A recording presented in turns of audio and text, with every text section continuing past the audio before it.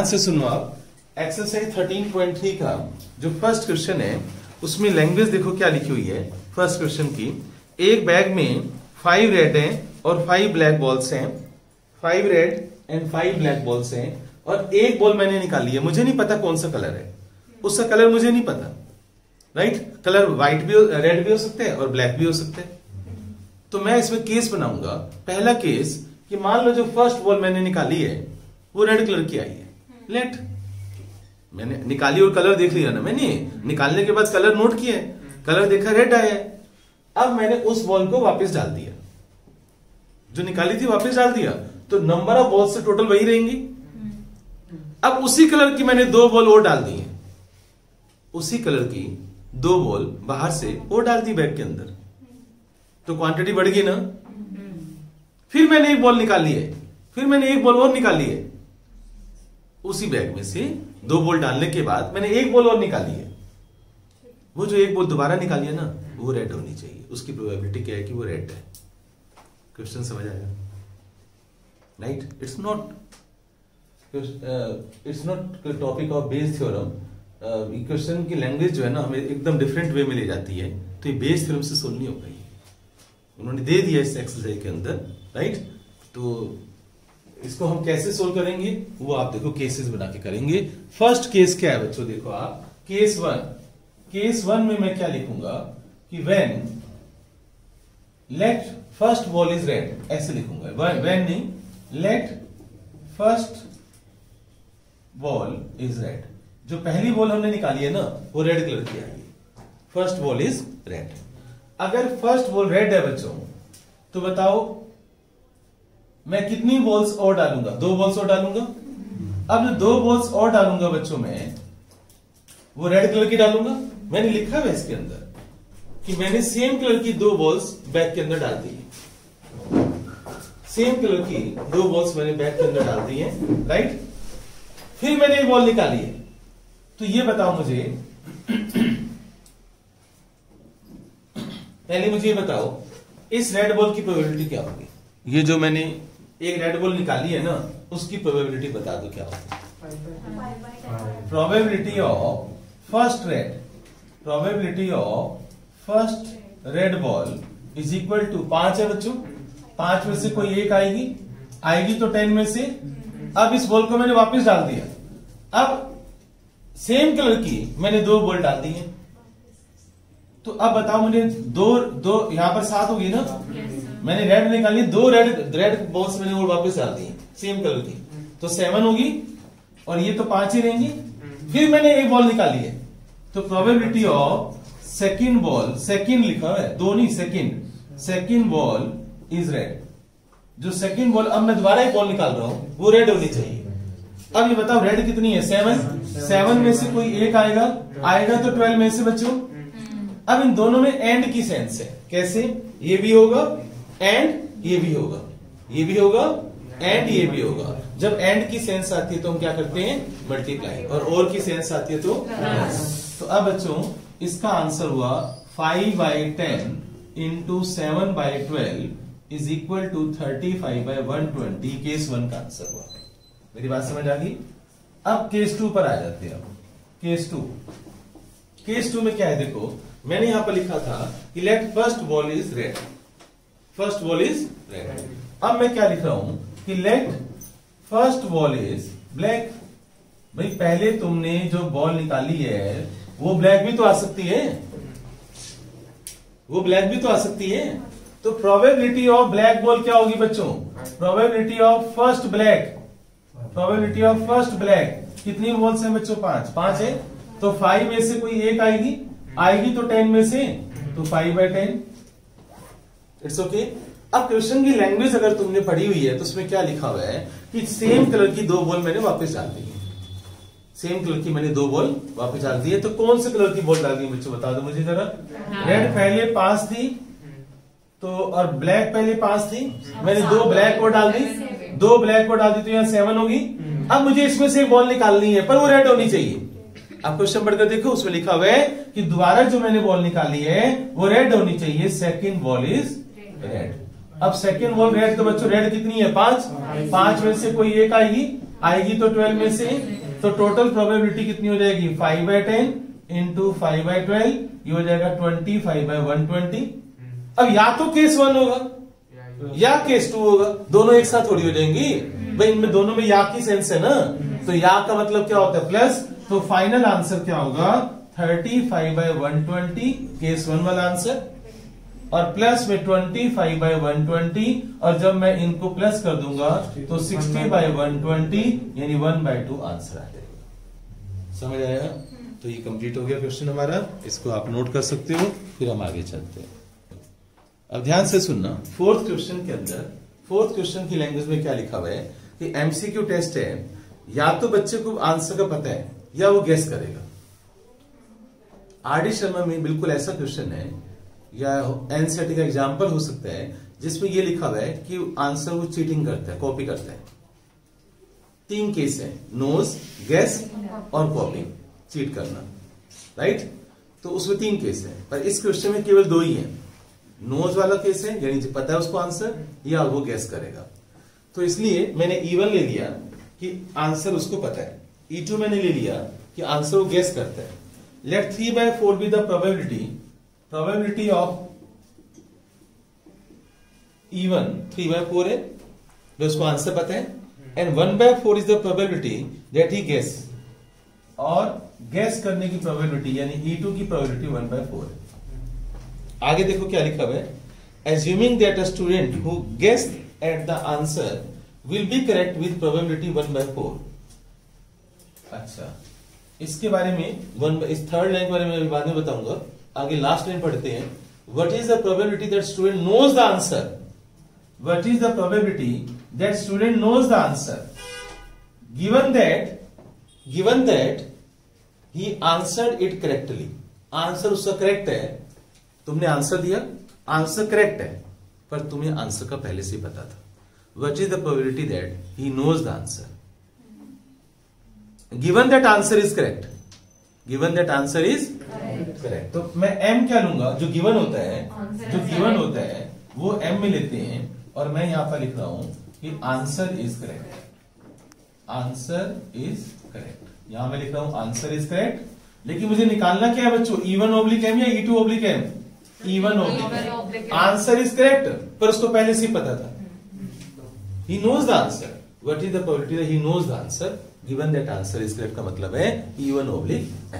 अगर लिखा होता what is the probability that he guess the answer, तो E2/M आ जाता। और फॉर्मूला तुम्हें बनाना आता ही है, तो पहले हम फॉर्मूला बनाएंगे, probability of E1 into probability of M/E1 upon में probability of E1 into M/E1 plus probability of E2 into probability of M/E2। Clear बच्चों? अब E1 की प्रोबेबिलिटी कितनी है बच्चों, 3/4। M/E1 का मतलब है आंसर करेक्ट है, तुम्हें पता है कि आंसर करेक्ट है। जब तुम श्योर हो कि भाई पता है मुझे आंसर करेक्ट है, तुम किसी से भिड़ने को तैयार हो, इट मीन्स तुम्हारी प्रोबेबिलिटी क्या है, 1। तो यहां सोचने की बात नहीं है, ये 1 दे रखे अपॉन 3/4 इंटू 1 प्लस E2 का मतलब है उसने गैस किया और गेस किया और आंसर करेक्ट आया। अब आ जाओ उस लाइन पर जो मैंने छोड़ दी थी, जो थर्ड लाइन है तुम्हारी। थर्ड लाइन में क्या लिखा हुआ है, फोर्थ लाइन में कि he guess assuming that a student who guesses at the answer will be correct with probability 1/4। यानी तुमने क्या M/E2 जो है ना, यानी आंसर करेक्ट है पर गेस किया था, उसकी प्रोबेबिलिटी 1/4 दे रखी है। आप पढ़कर देखो, आप देखो क्वेश्चन की 1 2 3 4 5 6 6th लाइन में पढ़कर देखो। आप क्वेश्चन की 6th लाइन को पढ़ो, देखो उसमें क्या लिखा हुआ है कि आंसर करेक्ट है पर तुमने गेस किया था, तो उसकी प्रोबेबिलिटी क्या दे रखी है, 1/4। जिसको सोल्व करना है, और सोल्व करना तुम्हें आता ही है सभी को, राइट। तो 3/4 और नीचे बच्चों यहां पर एलसीएम लोगे तुम, कितना हो जाएगा यहाँ पर 12 प्लस 1 कितना हो जाएगा 13/16। क्लियर। तो जब आप इसको सोल्व करोगे तो 3/4 इंटू 16/13 तो आंसर आ जाएगा बच्चों 12/30। तो ये तुम्हारा आंसर होगा, इसको आप नोट कर लो, ये फाइनल आंसर होगा। यस बच्चों, आप ध्यान से देखो फिफ्थ क्वेश्चन बच्चों। फिफ्थ क्वेश्चन की लैंग्वेज थोड़ी डिफिकल्ट है, जब तक तुम पढ़ोगे नहीं समझ नहीं आएगा। मैं कितना भी समझा लूं नहीं समझ में आएगा जब तक खुद नहीं पढ़ोगे। देखो उसमें क्या लिखा हुआ है। ब्लड टेस्ट करवाने गए लेबोरेटरी के अंदर, लैब के अंदर तुम ब्लड टेस्ट जब करवाने जाते हो तो वो क्या बोल रहे हैं कि 99% उनके टेस्ट रिजल्ट सही है। वो डिजीज को, जो बीमारी है उसको पकड़ लेते हैं कि 99% एक्यूरेसी देते हैं। राइट, पहली लाइन का मतलब है 99% वो इफेक्टिव है, यानी वो सही रिपोर्ट देते हैं। आगे देखो क्या लिखा हुआ है। However, the test also yields a false positive result for 0.5% of healthy person. तुम हेल्दी पर्सन हो पर कोरोना डिटेक्ट कर दिया इन्होंने, कुछ नहीं है पर कोरोना डिटेक्ट कर दिया। गलत रिपोर्ट बनाई, उनकी टेस्टिंग गलत होगी, एरर आ गया उसके अंदर। तो गलत रिपोर्ट बनाने की जो प्रोबेबिलिटी है, यानी तुम सही हो पर रिपोर्ट गलत है, वो है 0.5%। क्लियर? 0.5%। आगे चलते हैं बच्चों, आगे अब आ जाओ 1 2 3 4 5 6 7 सेवंथ लाइन में आ जाओ। If 0.1% of the population actually has a disease, 0.1% लोगों को सच में प्रॉब्लम है, बीमारी है। पॉपुलेशन का मतलब रोहिणी का सर्वे किया गया। रोहिणी के सर्वे में क्या देखा, 0.1% को कोरोना है या 0.1% को HIV है। समझ गए? तो 0.1% ऑफ पॉपुलेशन, एक पर्टिकुलर एरिया ना, तुम सर्वे कर लो, उस पर्टिकुलर एरिया के अंदर 0.1% को प्रॉब्लम है भाई, सच में है। 0.1% को, बहुत छोटा होता है 0.1%, पता है ना कितना होगा, 1/1000। 0.1%, 1.1/100, एक जीरो और आएगी, पॉइंट हटाओगे तो 1/1000, यानी 1000 में से एक आदमी को HIV है, या अगर तुम्हारे एग्जाम में कोरोना आ गया तो कोरोना है भाई। ठीक है, अब आगे देखो क्या लिखा हुआ है। 0.1% को तो बीमारी है, सच में है, 0.1% को बीमारी है, यानी प्रोबेबिलिटी ऑफ इवन, ये लिखा हुआ है 0.1%, इसका मतलब होता है 1/1000। तो ये बात बताओ, कितने लोगों को बीमारी नहीं है बच्चों, कोरोना नहीं है या HIV नहीं है? 1 में से माइनस कर दो, 1/1000, 1 माइनस 1/1000, तो ये हो जाएगा 9,999/1000। क्योंकि जब भी तुम रिवीजन करोगे तो सर एक बार क्वेश्चन नोट करवा दो। मैं कहूंगा वीडियो में मैं नहीं बोला, तो जब वीडियो में मैं जब बोल रहा हूं सामने, तो भाई ऐसे तो पढ़ाऊंगा दोबारा। तो आप वीडियो को ध्यान से सुनो, लैपटॉप पे सुनो, स्क्रीन पे सुनो, थोड़ा ज्यादा अच्छा समझ में आता है। अब प्रोबेबिलिटी ऑफ E2 बच्चों 999/1000 होगी। अब आगे देखो क्या लिखा हुआ है कि आगे उसके बाद 8th लाइन में आ जाओ। What is the probability that person has a disease given that the test is positive? यानी कि पर्सन को हमने डायग्नोज किया, उसका टेस्ट रिजल्ट पॉजिटिव आया, यानी सच में, और टेस्ट रिजल्ट पॉजिटिव आया पर सच में उसको प्रॉब्लम है। देखो तुम लैब में गए, टेस्ट रिजल्ट पॉजिटिव आया, पर तुम ये नहीं कह सकते कि हम 0.5% वाले लोगों में गलत दे दिया इसने। आता मन में, राइट? तो भाई दूसरी लैब से भी करवा लो, वहां पता चल जाएगा तुम्हें, राइट? तो अब लास्ट लाइन का मतलब क्या है कि तुमने टेस्ट करवाया और पॉजिटिव निकला, पर तुम्हें सच में बीमारी है, सच में कोरोना हुआ है। समझ गए ना? तो एम क्या है बच्चों कि टेस्ट तुमने करवाया, पॉजिटिव है, पर सच में तुम बीमारी है तुम्हारे पास। तो बताओ E1 केस E1/M लिखूंगा या E2/M लिखूंगा? ये इसी बात को समझने कि मैं E1/M लिखूंगा या E2/M लिखूंगा, यही बच्चों को समझ नहीं आता। भाई टेस्ट पॉजिटिव आया और सच में बीमारी है भाई, तो तुम कौन सी कैटेगरी में हो? तुम इस कैटेगरी में हो ना। हाँ, एग्जाम में मैंने क्वेश्चन चेंज कर दिया कि what is the probability that he has no disease but test result is positive, given that test result is positive, तो फिर क्या करोगे आप? E2/M कर देना। या मैं लिख दूं कि he was healthy person, what is the probability that he was healthy person given that test result is positive, तब भी क्या आएगा, E2 ऑब्लिक है। तो बस समझने की बात है क्वेश्चन को। अब बच्चों इसका फॉर्मूला तैयार करेंगे, probability of E1 into probability of M oblique E1 upon में probability of E1 into M oblique E1। Formula तो लिखना आसान है, समझ आ गया होगा कि कैसे फॉर्मूला बनाते हैं, राइट। अब बच्चों इसके आंसर लिखनी है। प्रोबेबिलिटी ऑफ E1 कितनी है, 1/1000 और M ऑब्लिक E1 का मतलब है टेस्ट रिजल्ट पॉजिटिव है और सच में उसको प्रॉब्लम है। तो जरा ध्यान से देखो, पहली लाइन में क्या लिखा हुआ है कि 99% रिपोर्ट सही देता है। लैब में टेस्ट करवाया, पहली लाइन में लिखा हुआ है कि 99% रिपोर्ट वो सही देता है, यानी कि पॉजिटिव आया। तो कितने लोगों में, 99% में ना, तो 99% का मतलब है 99/100 अपॉन में 1/1000 into 99/100 plus probability of E2 बच्चों 999/1000 और उसको M ऑब्लिक E2 बच्चों। अब आ जाओ फोर्थ लाइन के अंदर, देखो फोर्थ लाइन में क्या लिखा हुआ है कि टेस्ट गलत रिपोर्ट देता है, गलत पॉजिटिव गलत बोल दिया उसने, और ऐसे जो लोग, ऐसी जो मतलब चांस है 0.5% है कि तुम हेल्दी हो, 0.5% चांस है कि तुम हेल्दी हो, पर टेस्ट रिजल्ट उसे पॉजिटिव बोल दिया, गलत दे दिया, ठीक है। तो बच्चों M ऑब्लिक E2 का मतलब क्या होगा, M probability of M oblique E2 का मतलब है कि तुम हेल्दी हो बच्चों, पर रिजल्ट पॉजिटिव है। M का मतलब रिजल्ट, पर तुम हेल्दी हो, तो 0.5 है, 0 है, 0.5% है ना, यही है ना। तो 5/1000 हो जाएगा ना ये, फिर एग्री बच्चों, 5/1000। अब इसको सोल्व करने, जब तुम सोल्व कर लोगे तो आंसर तुम्हारा जो आएगा बच्चों 22/133। इसको सोल्व करने पर आंसर 22/133 आ जाएगा विदाउट। तो अब आप पूछ लो, कुछ पूछना है इसमें से तो, राइट। हाँ यस बच्चों, किसी एनसीईआरटी में ये आंसर लिखा हुआ है, ये ठीक है, और किसी एनसीईआरटी में ये आंसर लिखा हुआ है, तो ये गलत नहीं है बच्चों। आप कटिंग करो, 9 से कटिंग करो, 9 2 22 आ जाएगा, और 9 से कटिंग करोगे यहाँ पर तो 133 आ जाएगा।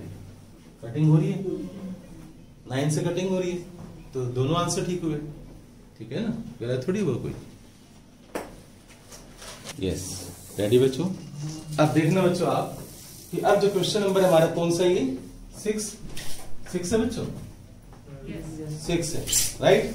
क्वेश्चन की लैंग्वेज आप ध्यान से देखो, 3 तरह के कॉइन्स है तुम्हारे पास।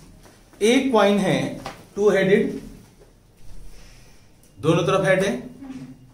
तुमने अपने दोस्त को बेवकूफ बनाया, तुमने कहा हेड टेल, तुमने हेड ही मांगा, राइट। या कॉइन उसके हाथ में रख दिया, उसने देखा नहीं, तुमने बोला मुझे तो हेड चाहिए, वो टॉस करेगा तो हेड ही तो आएगा भाई। तो हेड आने की प्रोबेबिलिटी इस केस में क्या होगी, 1। तो 2 हेडेड कॉइन, तो देखो मैंने H ऐसे लिख दिया। दूसरा केस है कि कॉइन इज बायस्ड। बायस्ड का मतलब है, देखो मैंने H वाला हिस्सा ज्यादा दिखाया है, T वाला कम दिखाया है, क्योंकि इसमें लिखा हुआ है प्रोबेबिलिटी ऑफ हेड है 75%। हेड आने की प्रोबेबिलिटी 75% है, यानी इसका मतलब ये हुआ कि हेड वाला हिस्सा मोटा है, हेड वाला हिस्सा मोटा है और टेल वाला पतला है। एक कॉइन में हेड वाला हिस्सा ना मोटा कर दो। जो बनाते हैं स्पेशल, बना भी सकते हैं बनाने वाले। तुमने कॉइन को ध्यान से देखा, बीच में कट होता है, ऐसा लगता है 2 हिस्सों को मिला के ऐसे चिपका दिया हो। कभी नहीं देखा तो देखना, कॉइन को ढंग से देखना। कॉइन को देखोगे, जो पुराने कॉइन नहीं होते थे उनको देखना, उसमें हाँ 5 वाले में देख लो आप, बीच में कट लगा होता है, इधर हेड इधर टेल। हेड वाला हिस्सा मोटा कर दो, टेल वाले पतला कर दो। अब वो कह रहे हैं कि हेड वाला हिस्सा मोटा क्यों करना है। उन्होंने बोला है कि हेड आने की प्रोबेबिलिटी 75% है। हेड आने की प्रोबेबिलिटी, अच्छा ऊपर, ये बात भी सही है, हेड ऊपर तभी तो आएगा जो पतला होगा, ये बात सही है। हेड आने की प्रोबेबिलिटी 75% है, यानी हेड वाला हिस्सा पतला करना है, टेल वाला मोटा करना है, ताकि हम जब ऐसे टॉस करें तो टेल वाला हिस्सा नीचे आए और हेड ऊपर आए। तुझे तो महाभारत में होना चाहिए था। अच्छा बच्चों, तो इसको मैं टेल कर देता हूं और इसको मैं हेड कर देता हूं। अब ठीक हो गया ना ये, राइट? तो पासा फैक्टर था ना, राइट शकुनी मामा? तो इसी तरह का गेम देखो आप, तो जीतने के चांसेस बढ़ जाते हैं। हाँ चलो, क्या टेल वाला हिस्सा हमने मोटा कर दिया, हेड वाला पतला कर दिया, तो हेड आने की प्रोबेबिलिटी, हेड ऊपर आएगा ना, जब टॉस करेंगे तो हेड ऊपर आएगा, टेल वाला हिस्सा नीचे झुक जाएगा। हवा में से ऊपर आ रहा है ना ऐसे, तो भारी हिस्सा नीचे हो जाएगा ना, राइट? तो ये हो गया हेड आने की प्रोबेबिलिटी 75%, तो 3/4 है। अब बच्चों कॉइन इज अनबायस्ड। अनबायस्ड का मतलब है जब नॉर्मल कॉइन है, कोई उसमें गड़बड़ी नहीं है, तो इसमें जैसे हेड की प्रोबेबिलिटी 1/2 होती है, टेल की 1/2 होती है, नॉर्मल। अब एम क्या है बच्चों कि कॉइन को टॉस किया और हेड आया, कॉइन को टॉस किया और हेड आया, और लास्ट लाइन पढ़ो आप। लास्ट लाइन में क्या लिखा हुआ है? What is the probability that it was two headed coin, यानी कि कौन सा केस हो गया? Probability of even oblique M. अगर तुम्हारे एग्जाम में आ जाए what is the probability that it is coin is biased, तो E2/m। What is the probability that coin is unbiased, तो E3/m। ऐसे क्वेश्चन चेंज हो सकता है। अब बच्चों इसका फॉर्मूला बनाओ, probability of even into probability of m oblique even upon में same even m oblique even plus probability of E2 into m oblique E2 plus probability of E3 into probability of m oblique E3। Clear बच्चों? अब इसके answer लिखो। E1 की probability क्या होगी बच्चों? 1/3। 3 coin है, तो ये वाला कॉइन उठाया 1/3, और हेड आया, तो हेड तो आएगा भाई, दोनों तरफ हेड है, तो 1 अपॉन 1/3 इंटू 1, फिर 1/3 into m oblique E2। m oblique E2 है बच्चों तुम्हारे पास, हेड आने की प्रोबेबिलिटी क्या होगी यहां पर? 3/4। ठीक है ना, m ऑब्लिक E2 बनेगा ना ये केस। हेड आने की प्रोबेबिलिटी क्या होगी? 3/4। कोई डाउट बच्चों? प्लस 1/3 अनबायस्ड कॉइन बच्चों, तो हेड आने की प्रोबेबिलिटी क्या होगी? 1/2। इसको सोल्व कर लेना, और सोल्व करके आंसर तुम्हारा आएगा 4/9। समझ आ गया? तो आप नोट कर लो, फिर आगे चलते हैं। बोल देता हूं इसमें दोबारा से कि जो तुम्हारा 7th क्वेश्चन है, 7th क्वेश्चन में स्कूटर की प्रोबेबिलिटी है 2000/12,000, और m ऑब्लिक s होगा 0.01 कि एक्सीडेंट हुआ, पर वो स्कूटर ड्राइवर था, तो स्कूटर ड्राइवर के एक्सीडेंट होने की प्रोबेबिलिटी 0.01 दे रखी है, 0.01। क्लियर बच्चों? कार ड्राइवर की m ऑब्लिक c, अगर मैं कार को c बोलता हूं या E2 बोलता हूं मैं, तो m ऑब्लिक E2 जो है वो 0.03 है, और ट्रक ड्राइवर के लिए m ऑब्लिक E3 कर देता हूं मैं, तो वो 0.15 है। समझ गए ना? तो ऐसे है ये 7th क्वेश्चन। क्लियर? अब हम चलते हैं बच्चों, 8th मैंने दे दिया था होमवर्क में, ठीक है, गुड। और 9th बच्चों दिया था? नहीं दिया था, तो 9th आप पढ़ लो, 9th पढ़ लो एक बार। 10th क्वेश्चन, 10th क्वेश्चन में ध्यान से देखो आप, एक्सरसाइज कौन सी चल रही है हमारी? 13.3। 10th क्वेश्चन, ट्रिपल टी लगा देना इस क्वेश्चन पर। क्या लैंग्वेज है बच्चों? ध्यान से देखो आप, E1 E2। इवन लैंग्वेज क्या है? एक लड़की ने बच्चों डाई को थ्रो किया, डाई को थ्रो किया, अगर बच्चों 5 या 6 आता है, अगर 5 या 6 आता है, तो कॉइन को उसने फिर 3 टाइम्स टॉस किया, कॉइन को उसने 3 बार टॉस किया। ये लिखा हुआ है, आप क्वेश्चन पढ़कर देखो। इफ शी गेट्स 1 2 3 4, अगर बच्चों डाई के ऊपर 1 2 3 4 आता है, तो कॉइन को उसने एक बार टॉस किया, कॉइन को उसने एक बार टॉस किया। If she obtains exactly 1 head, M क्या है बच्चों कि गेटिंग एग्जैक्टली 1 हेड, कि केवल एक हेड आता है, getting exactly 1 head. What is the probability that she threw 1 2 3 4? वो ये कहना चाहते हैं कि हेड आया, एक हेड आया बच्चों, लेकिन उससे पहले 1 2 3 4 आया था, वो ये कहना चाहते हैं। हेड आया, एक हेड आया, बट उससे पहले 1 2 3 4 आया था। तो 1 2 3 4 का मतलब कौन सा केस हो गया? E2। ठीक है ना? तो तुम्हें क्या निकालना है बच्चों इस क्वेश्चन के अंदर? Probability of E2 oblique M is equal to probability of E2 into probability of M oblique E2 upon में E2 into M oblique E2 plus probability of E1 into probability of M oblique E1। अब बच्चों ये कहानी आती है कि E2 में हम क्या लिखेंगे? बताओ प्रोबेबिलिटी ऑफ E2 क्या लिखेंगे? अब E2 भाई 1 आया, 2 आया, 1 आने की प्रोबेबिलिटी क्या होगी? 1/6। 2 आने की क्या होगी? 1/6। 3 आने की क्या होगी? 1/6। 4 आने की क्या होगी? 1/6। तो 4/6 हो गया। और M oblique E2 बच्चों, M oblique E2 यानी कि एक हेड आया, तो कॉइन को तो एक बार टॉस किया ना, तो एक बार टॉस किया बच्चों, या तो हेड आएगा या टेल आएगा, तो एक बार हेड आने की प्रोबेबिलिटी क्या होगी? 1/2। यहां तो डाउट? अब इधर आ जाओ। प्रोबेबिलिटी ऑफ E1 बच्चों, E1 5 आने की प्रोबेबिलिटी क्या होगी? 1/6। 6 आने की क्या होगी? 1/6। 2/6। क्लियर? कॉइन को कितनी बार टॉस किया है? 3 बार टॉस करने पर पता है ना क्या क्या बनता है? H H H H H T, ऐसे करते करते 8 बनते हैं। तो अब बच्चों एक हेड आया, गेटिंग 1 हेड, तो 1 हेड का मतलब है probability of M oblique E1, यानी कि M oblique E1 का मतलब है पहले ये हुआ था, फिर एक हेड आया। तो बताओ एक हेड वाले कितने केस होंगे? क्या बात कर रहे यार? एक हेड वाले 3 बार, एक पॉइंट को 3 बार टॉस किया है, तो इसमें एक हेड वाले कितने होंगे? HTT, THT, TTH, 3 ही तो होंगे। तो इसकी प्रोबेबिलिटी क्या होगी? 3/8। तो अब मैं यहां पर पुट कर दूंगा मैं। प्रोबेबिलिटी ऑफ E2 है बच्चों मेरे पास 4/6 इंटू 1/2 और अपोन में 4/6 इंटू 1/2 प्लस E1 की प्रोबेबिलिटी है मेरे पास 2/6 और इंटू में क्या है बच्चों मेरे पास? 3/8।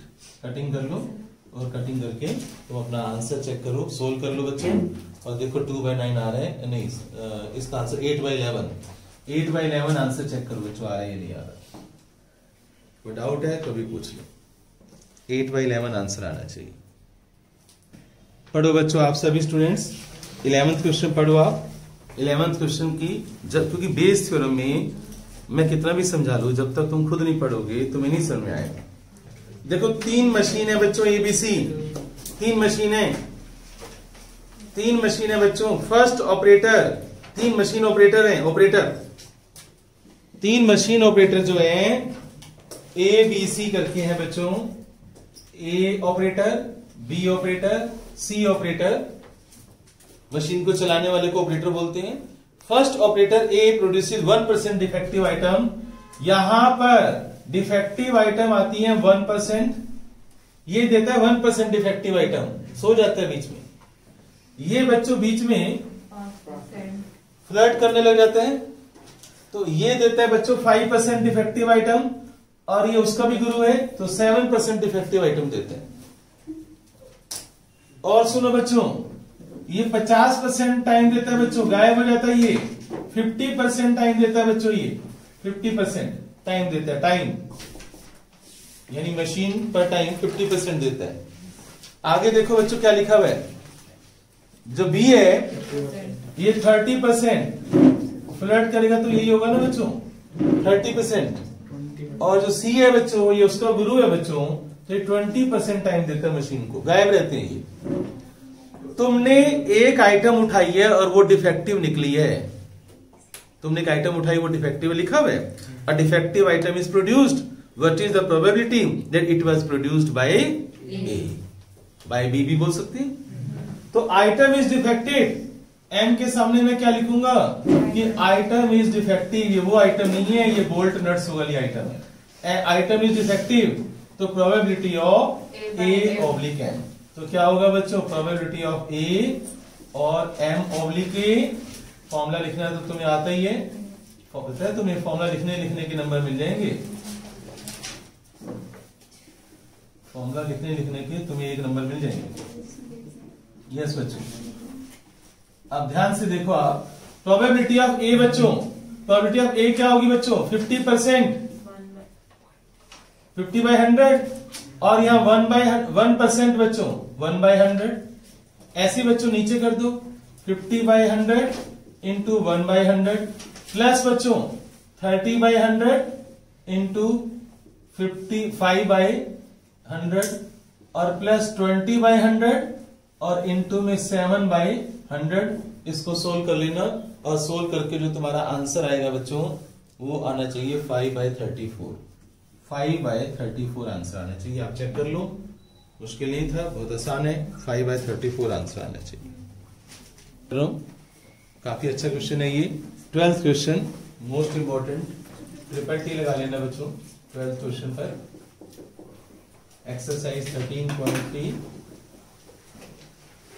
52 कार्ड्स आप लेकर चल रहे हो बच्चों, 52 कार्ड्स लेकर चल रहे हो, तुम्हें पता भी नहीं चला एक कार्ड खो गया। हमें नहीं पता वो एक कार्ड कौन सा गिरा है, हमें नहीं पता, एक कार्ड खो गया।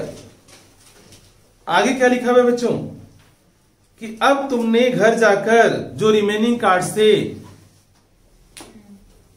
तुमने अपने भाई को बोला भाई 2 कार्ड निकाल ले कोई भी। उसने 2 कार्ड निकाले और दोनों डायमंड्स के आए। अब क्वेश्चन ये है बच्चों कि जो कार्ड गिरा है बच्चों, इस बात की क्या प्रोबेबिलिटी है कि वो डायमंड का है। एक कार्ड गिरा है ना, वो डायमंड हो भी सकता है और नहीं भी हो सकता। तो अब क्वेश्चन यहां पर E1 और E2 में दिक्कत आती है बच्चों को कि E1 में क्या लेकर चल रहा हूं कि lost card is diamond, lost card is diamond, lost card is diamond. और E2 लेकर चल रहा हूं कि जो कार्ड खो गया, lost card is not diamond, lost card is not diamond. नहीं, वो डायमंड नहीं है। अब M क्या बच्चों कि 2 cards are drawn, 2 cards are drawn and both are diamond, and both are diamond. What is the probability that lost card is diamond? लिखा है what is the probability that lost card is diamond? इसका मतलब ये हुआ तुम्हें क्या निकालना है E1 ओब्लिक M। तो पहले हम फॉर्मूला तैयार कर लेते हैं भाई, 1 नंबर तो ले लें M ओब्लिक E1, क्यों समझ से। तो पहले हम 1 नंबर पक्का करते हैं अपना, probability of E2 into probability of M oblique E2। अब बच्चों lost card E1, probability of E1 बच्चों कि एक कार्ड खो गया, वो डायमंड का गिरा बच्चों। बताओ डायमंड के कितने कार्ड होते हैं? तो 13 में से कोई एक गिरा ना बच्चों, गिरा तो 52 में से है। मेरी बात समझ गई? तो यहां पर मैं आएगा तो M ओब्लिक E1 क्या होगा। चलो खैर इसके बारे में यहां पर चलो हम सोच ही लेते हैं साथ साथ। M ओब्लिक E1 बच्चों एक बात बताओ, M ओब्लिक E1 का मतलब है कि एक कार्ड खो गया, एक कार्ड खो गया, वो डायमंड का खो गया। अब डायमंड से कितने कार्ड्स होते हैं? 13, एक निकल गया तो कितने बचे? 12। 12 में से M 2 कार्ड निकाले ना, तो 12C2 अपॉन में कौन बताएगा? 51C2। ध्यान से फिर समझ लो, एक कार्ड खो गया ना, वो डायमंड का खोया ना, तो 12 डायमंड रह गए ना, निकाले तुमने 2 है ना बच्चों, तो 12 में से कोई 2 आए हैं ना, आए तो 51 में से हैं, एक कार्ड तो खो गया। अब बच्चों प्रोबेबिलिटी ऑफ E2 पर चलते हैं कि जो लॉस्ट कार्ड है वो डायमंड का नहीं है, तो डायमंड का नहीं है बच्चों, तो 52 में से 13 माइनस कर दो, 52 में से आप 13 माइनस कर दो बच्चों, 39। तो जो कार्ड गिरा है वो 39 में से कोई एक है तो वो 52 में से। अब M ओब्लिक E2 का मतलब है कि तुमने जो 2 कार्ड निकाले वो डायमंड के, और डायमंड कितने हैं? अब बताओ, अगर वो डायमंड, अगर कार्ड डायमंड का नहीं है तो डायमंड तो 13 के 13 है तुम्हारे पास, डायमंड तो 13 के 13 पड़े हुए हैं, तो 13 में से कोई 2 आएंगे ना बच्चों, तुमने 2 कार्ड निकाली है, पर नीचे आएंगे तो 51 में से आएंगे, तो 51 में से क्यों भाई? क्योंकि एक कार्ड तो खो गया ना बच्चों, एक कार्ड तो गिरा ही है। क्लियर? अब यहां पुट कर दो सारा game 13/52 into 12C2 upon 51C2। तो जिसको सोल्व करना आता है बच्चों, C2 का फॉर्मूला जिसको लगाना आता है वो करेगा इसको सोल्व, प्लस अब E2 का मतलब हो गया 39C1 39/52 और 13C2 अपॉन में 51C2। तो इसको सोल्व कर लो, राइट? मैं चोर मेथड से तुम्हें बता देता हूं। बताओ 12C2 कितना होगा बच्चों? 12 इंटू 11 और अपॉन में 2 इंटू 1, और बच्चों 51C2 कितना होगा? 51 चोर मेथड इंटू 50 अपॉन में 2 इंटू 1। जब डिवाइड करोगे बच्चों तो 2 इंटू 1 कट जाएगा, तो क्या रह जाएगा? ये 12 इंटू 11 अपॉन 51 इंटू 50 रह जाएगा, है ना? तो आप 12C2/51C2 जब आप इसको सोल्व करोगे 13/52 इंटू 12 इंटू 11 अपॉन में 51 इंटू 50। ऐसे बच्चों आप नीचे भी सोल्व कर लो सारा, और सोल्व करके इसको भी सोल्व करो, सारा सोल्व करो, और तुम्हारा आंसर जो आएगा, करो अभी करो, तुम्हारा आंसर आएगा 11/50। तो सोल्व करने पर 11/50 आंसर आना चाहिए। चेक करो बच्चों, अभी करो, इसको सोल्व करो। मैंने हिंट दे दिए। तो 13C2 क्या होगा? 13 इंटू 12 अपॉन 51 इंटू 50। ठीक है, कटिंग वटिंग करो, सोल्व करो, जल्दी से आंसर टैली करो। मैंने आंसर लिख दिया। यस बच्चों, आप इस क्वेश्चन को पढ़ो, थोड़ी सी लैंग्वेज देखो, आप क्या कहना चाहते हैं। वो 13th क्वेश्चन में क्या बोल रहे हैं कि probability that A speaks truth is 4/5। सच बोलने की प्रोबेबिलिटी 4/5 है, तो झूठ बोलने की क्या होगी? 1/5। याद आएंगी बातें? आगे देखो क्या लिखा हुआ है, ए रिपोर्ट्स दैट हेड अपीयर्स। मैंने इस मक्स को कॉइन दे दिया। इसके सच बोलने की प्रोबेबिलिटी 4/5 है, झूठ बोलने की 1/5 है। ये कहते हैं हेड आया है। What is the probability that there actually head? अब मैं अपने काम में मस्त हूं, मैंने नहीं देखा, तो इस बात की क्या प्रोबेबिलिटी कि वो सच बोल रहे हैं, यानी हेड आया लेकिन वो सच बोल रहे हैं। तो अब इवन नहीं, इवन E2 दो केस बनेंगे, एक बनेगा एक ट्रूथ का और एक लाई का, राइट? तो बच्चों देखना, आप इधर 2 केस बनेंगे। क्लियर? बोर्ड पर देखना बच्चों। आप क्वेश्चन नंबर है हमारा 13, एक्सरसाइज 13.3।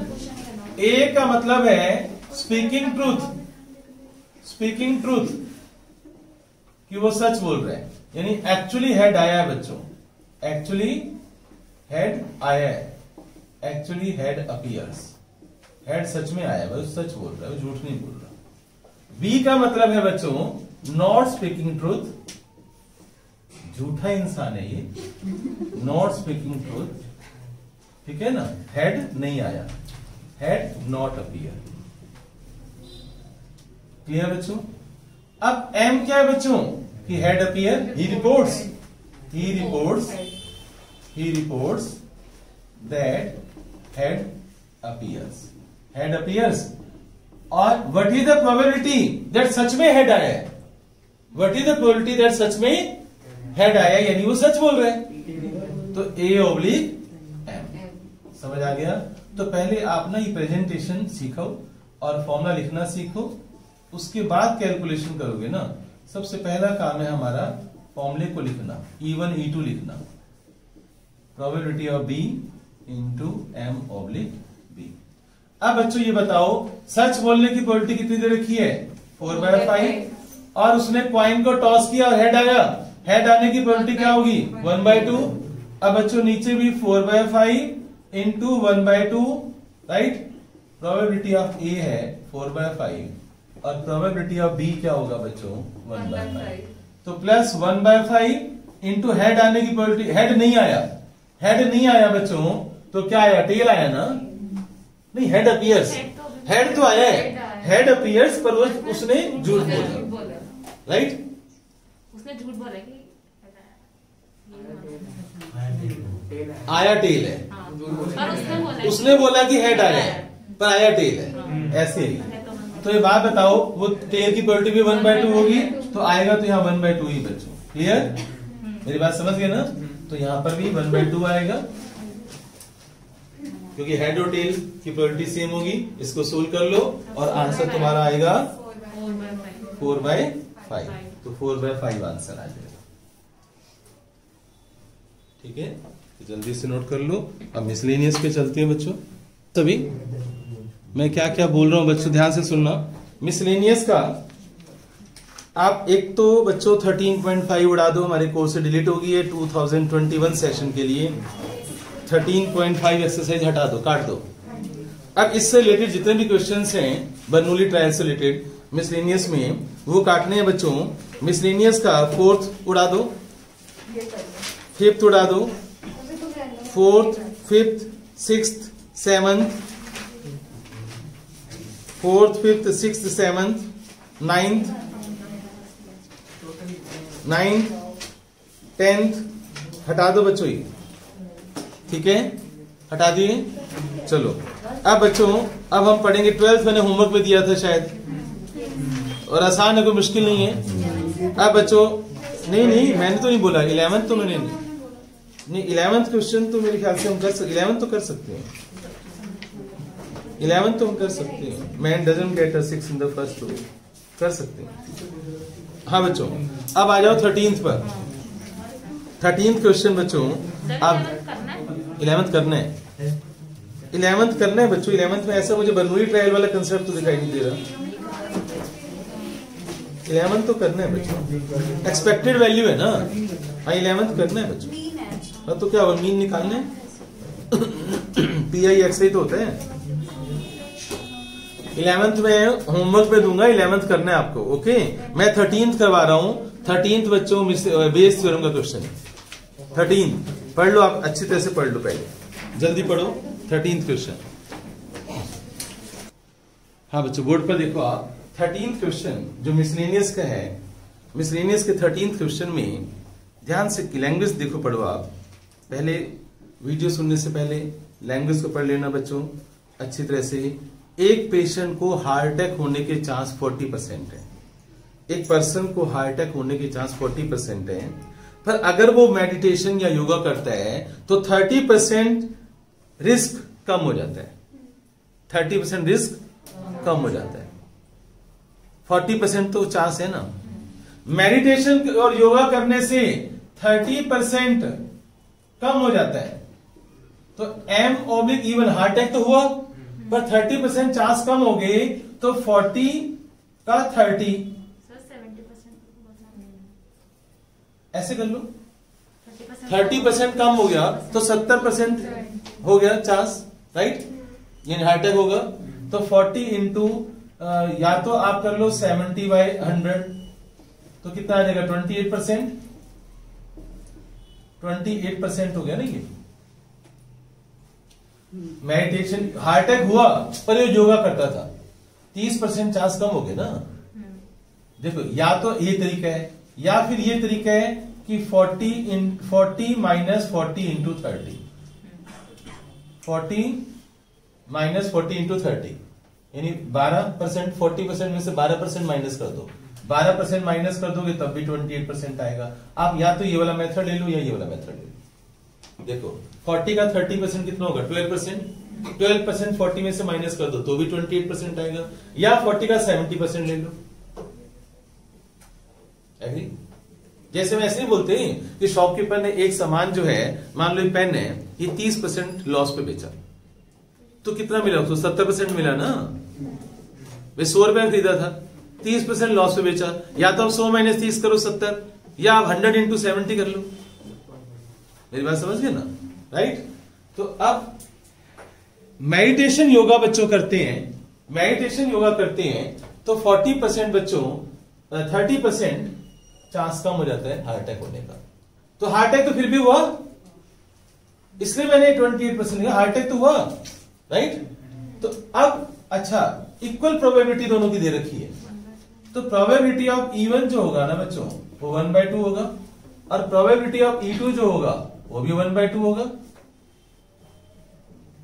अब कुछ लोग योगा करते हैं फिर भी हार्ट अटैक हुआ, पर 28%। अब यहां जो मेडिसिन लेते हैं हार्ट अटैक तो इनको भी हुआ, लेकिन 25% चांस कम है। 25% कितना है? 25% रिड्यूस होता है रिस्क। तो बताओ 25% अगर रिड्यूस होता है, या तो 40 का 75 कर लो, तो 40 का 75 करोगे तो कितना आ जाएगा? 30%।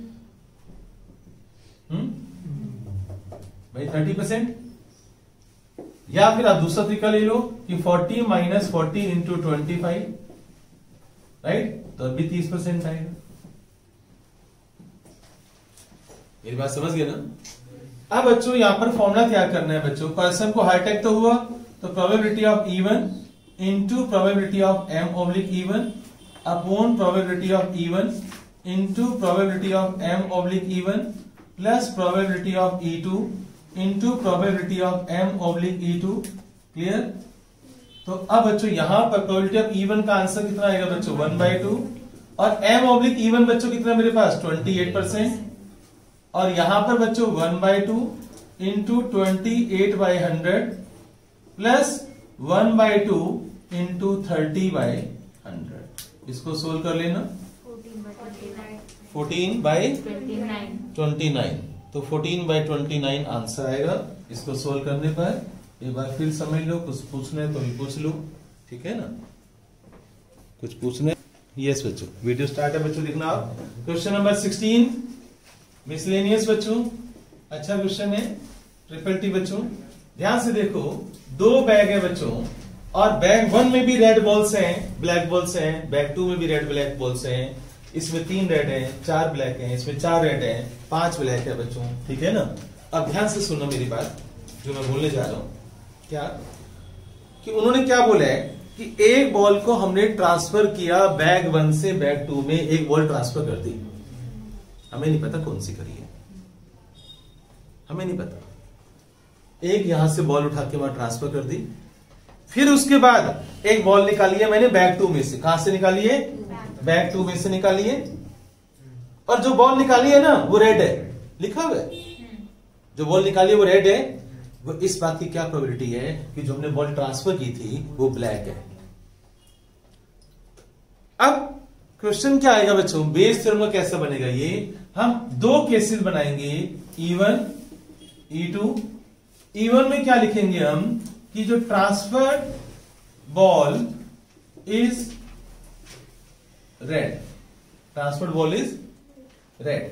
और E2 में क्या लिखेंगे कि transferred ball is black, transferred ball is black. और M में क्या लिखेंगे हम कि 1 ball is drawn, 1 ball is drawn from bag 2, from bag 2। यहां से बॉल निकालिए, 1 ball is drawn from bag 2 and found to be red, and found to be 1 ball is drawn from bag 2 and found to be red. Clear? अब formula पहले तैयार करो। इस बात की क्या प्रोबेबिलिटी है कि ट्रांसफर जो बॉल है वो ब्लैक है, यानी बताओ E1 ओब्लिक है या E2 ओब्लिक है? E2 ओब्लिक है। मैंने जानबूझ के उधर लिखा था ताकि तुम क्वेश्चन को समझ सको। अपोन में, यस बच्चों, यहां तक समझ आ गया? Plus probability of E1 into probability of M/E1। अब बच्चों मुझे इनकी प्रोबेबिलिटी लिखनी है। कैसे? यस बच्चों, रेडी बच्चों? प्रोबेबिलिटी ऑफ E1 क्या होगा पहले तो वो सोचते हैं, और M/E2 वगैरह क्या होगा वो भी सोचना है हमें। तो M क्या है? 1 ball drawn from bag 2 and found to be red.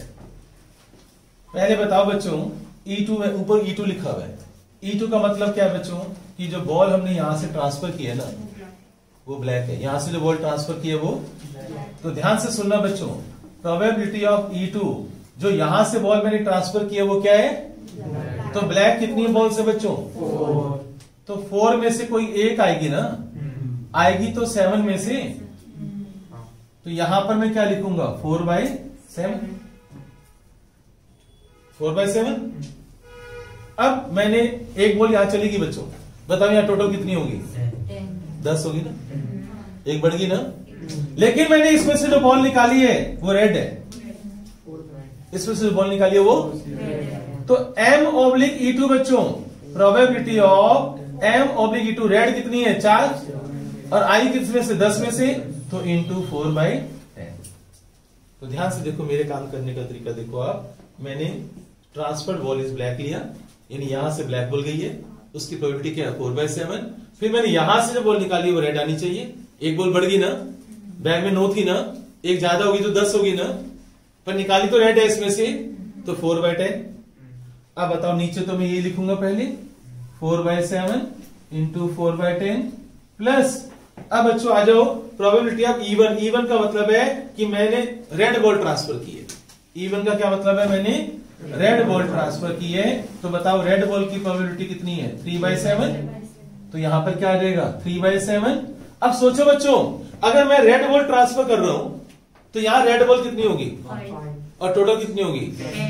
तो प्रोबेबिलिटी ऑफ M/E1 कितना होगा? सोचो, मुझे यहां से रेड बॉल चाहिए और एक रेड बॉल और जा चुकी है, तो 5/10। तो यहां पर क्या आ जाएगा? इंटू में 5/10। अब कटिंग मत करो, 16 ऊपर आ जाएगा, 16 और 15 कितना हो जाएगा बच्चों? 31। तो वो इसका ये फायदा मिल जाता है ना। तो आंसर आ गया तुम्हारा 16/31। यहां तक समझ आया? ये सोचो, बहुत ही बढ़िया क्वेश्चन करवाने जा रहा हूं, RD शर्मा में भी है ये और टी मैथ्स में भी है, पेज नंबर 531 पर, NCERT का नहीं है ये। टाटा नगर और कैलकाटा बच्चों, कैलकाटा, अब तो नाम बदल गया ना इसका, कैलिकट नहीं हो गया, CALCUT। तुम कोलकाता बोलो, अब कैलिकट हो गया ना? नहीं हुआ? चलो खैर जो भी है, कोई बात नहीं। अच्छा, टाटा नगर और हिंदी में बोलेंगे तो कलकत्ता हो गया नहीं? तो ऑन द एनवेलप बच्चों, तुमने अपने गांव में लेटर भेजा, टाटा नगर लिखा या कैलकाटा लिखा, वी डोंट नो, बारिश आई, धुल गए अक्षर, इंक वाला पेन था, टीए विजिबल, पढ़ो आप तुम, अच्छा तुम्हारा बुक ही नहीं है कहीं के पास, टीए विजिबल, एनवेलप के ऊपर लेटर लिखा हुआ है, पोस्टमैन को केवल टीए दिखाई दे रहा है, TA, only TA visible, only TA visible on envelope, envelope के ऊपर केवल टीए विजिबल है बच्चों, only TA visible. What is the probability? ये हमारा एम हो गया ना बच्चों, only TA visible. What is the probability that letter came from Tatanagar? इस बात की क्या प्रोबेबिलिटी है कि ये टाटा नगर जाना था तुम्हारा, जो तुमने अपनी चाहने वाले को लेटर लिखा था वो टाटा नगर जाना था। तो इसको अगर मैं E1 बोल दूं और इसको मैं E2 बोल दूं बच्चों, तो तुम्हें निकालना क्या है? E1/M निकालना है। तो फॉर्मूला तो बना लो, एक नंबर तो ले लो, probability of this upon probability of E1 into probability of M/E1 plus probability of E2 into probability of M/E2। Yes बच्चों, आवाज नहीं बच्चों? हाँ बच्चों, ये तो हो गया। अब इक्वली लाइकली है बच्चों, प्रोबेबिलिटी इनकी इक्वली लाइकली लिखा हुआ है, तो प्रोबेबिलिटी ऑफ E1 टाटा नगर की भी इसकी भी 1/2 है और इसकी भी 1/2 है, इक्वली लाइकली 1/2। अब टाटा नगर बच्चों ओनली टीए विजिबल, बस ये स्पेलिंग है CALCUTTA, टाटा नगर, ठीक है, ओनली टीए विजिबल। हाँ तो ठीक, CALCUTTA, तो क्या हो गया? हाँ बच्चों, अब क्वेश्चन यही है बच्चों, इधर टाटा नगर है उधर कैलकाटा है, ओनली टीए विजिबल है। अब बच्चों क्या क्या होगा वो देखते हैं बच्चों। ओनली टीए विजिबल है भाई, 1/2 तो पता है मुझे, ये 1/2 पता है मुझे, M/E1 निकालना और M/E2 निकालना है। तो उसके लिए क्या करेंगे हम, पहले इनके सेट बनेंगे बच्चों टाटा नगर के।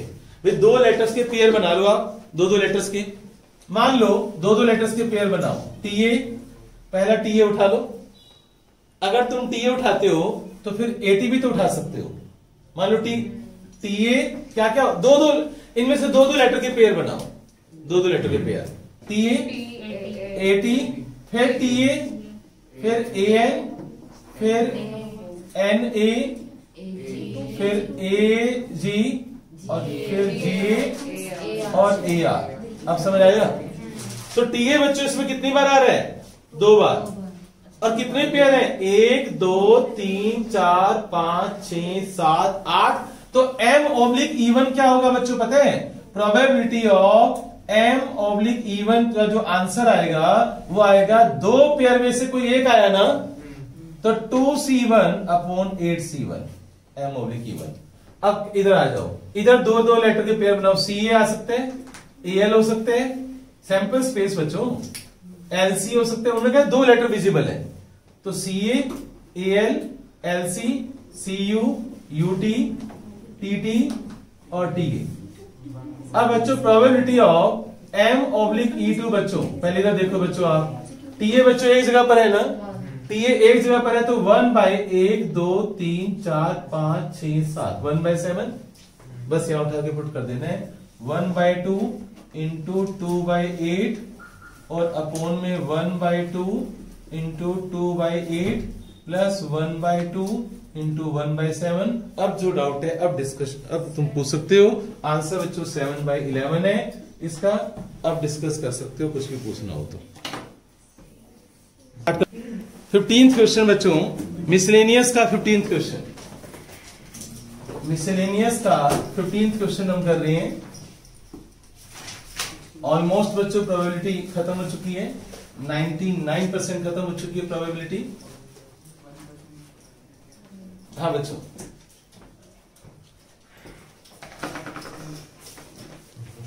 अब ध्यान से देखना बच्चों आप।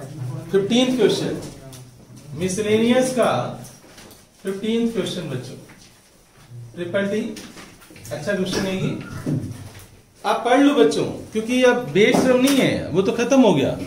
अब सिंपल बच्चों क्वेश्चन है ये कि प्रोबेबिलिटी ऑफ ए फेल्स, ध्यान से देखो, electronic assembly consist of 2 subsystems from previous testing, following probabilities are assumed, कि ए के फेल होने की प्रोबेबिलिटी, ए फेल का मतलब है प्रोबेबिलिटी ऑफ ए बार, और ए बार इसकी प्रोबेबिलिटी दे रखी है 0.2 दे रखी है। और probability of B fails alone, B fails alone, इसका मतलब है probability of B bar intersection A. यानी जैसे चाय पीते पर कॉफी नहीं पीते ना, तो बी फेल हुआ, खाली बी फेल हुआ तो ए तो पास हुआ ना, बी फेल हुआ ए पास हुआ ना, इसका मतलब, राइट। तो इसका फॉर्मूला याद करो, मैंने कैसे सिखाया था, probability of B bar minus probability of B bar intersection A bar, यानी दोनों का इंटरसेक्शन करवाया था मैंने, है? तो अब इसके अंदर क्या आएगा, probability of B bar minus probability of this, ठीक है। अच्छा, इसके आगे और क्या लिखा हुआ है, probability of A and B fails, probability of A and B fails, दोनों फेल हो गए बच्चों, यानी ए बार इंटरसेक्शन बी बार, और ये दे रखी है, ये दे रखी है तुम्हें 0.15, ए एंड बी फेल्स 0.15। अच्छा, ये कितनी दे रखी है, ये दे रखी है बी फेल्स अलोन की, ये भी 0.15 दे रखी है, राइट। अब आगे है इवेल्युएट, क्या क्या इवेल्युएट करना है मुझे, probability of A fail oblique B fail, एक तो ये क्वेश्चन है मेरा, ए बार ऑब्लिक बी बार, और सेकंड है probability of A fails alone, probability of A fails alone का मतलब है probability of A bar intersection B, मुझे इसका मतलब हुआ probability of A bar minus probability of A bar intersection B bar. याद करो, चाय पीते हैं पर कॉफी नहीं पीते, वो वाला फॉर्मूला फिट हो रहा है यहां पर। तो ये है 15th क्वेश्चन, जो डाटा गिवन है वो मैंने तुम्हारे सामने बोर्ड पर रख दिया। अब बच्चों मैं क्या करूंगा, सुनो आप, अब मैं क्या करूंगा, मैं यहां पर बच्चों अगर मैं इसकी वैल्यू यहां पर सब्स्टिट्यूट कर दूं तो वहां से मुझे पी बी बार नहीं मिल जाएगा। तो देखो बच्चों 0.15 is equal to probability of B bar minus 0.15, ये वैल्यू मैंने यहां लगा दी। यहां से प्रोबेबिलिटी ऑफ बी बार आ जाएगा 0.3 आ गया ना बच्चों, ये 0.3 हो गया। बताओ इसका फॉर्मूला क्या होगा? दो ए ओब्लिक बी बार का कंडीशनल प्रोबेबिलिटी, दोनों का intersection A bar intersection B bar, और जो लेफ्ट में नीचे है वो राइट में नीचे है, याद करो। और ये दे रखा ऊपर 0.15 और नीचे आया 0.3, तो कितना हो गया? इसको सोल्व कर लो बच्चों, शायद 1/2 आएगा। चेक करना बच्चों, 1/2 आएगा। ठीक है, अब बच्चों यहां पर आ जाओ। पी ए बार पता है बच्चों तुम्हें? पी ए बार पता है 0.2 माइनस, और ये कितना है? ए इंटरसेक्शन ये 0.15, तो 0.2 माइनस 0.15 कितना हो गया बच्चों? 0.05। तो एक ये आंसर हो गया, राइट, और एक ये आंसर हो गया। ये 15th क्वेश्चन जो हमने किया है।